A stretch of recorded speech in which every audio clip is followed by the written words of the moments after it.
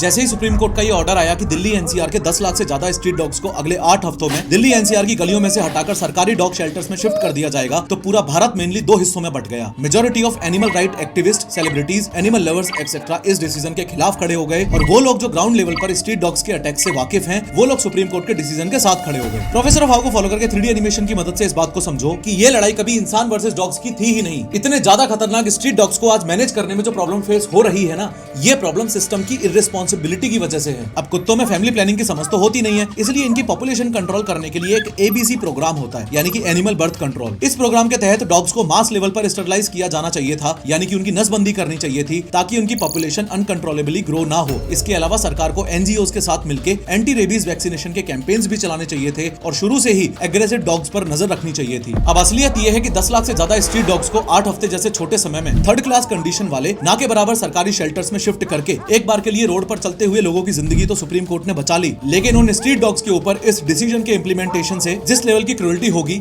वो आप सपने में भी नहीं सोच सकते। इसलिए ना तो सुप्रीम कोर्ट का सॉल्यूशन सस्टेनेबल है, और ना ही रेबीज वाले एग्रेसिव स्ट्रीट डॉग्स का यूं लोगों के बीच मौजूद रहना सेफ है। अगर सरकार स्टरलाइजेशन, वैक्सीनेशन, प्रॉपर शेल्टर्स और पेट लॉज का इंप्लीमेंटेशन एकदम सही से करे, तो ना ही तो कुत्तों को मरना पड़ेगा और ना ही इंसानों को। लेकिन इस इंप्लीमेंटेशन के लिए चाहिए टाइम, पैसा और ट्रांसपेरेंसी, और इसके रिगार्डिंग पिंड कमेंट में मैंने एक बहुत जरूरी बात बताई है, चेक करो।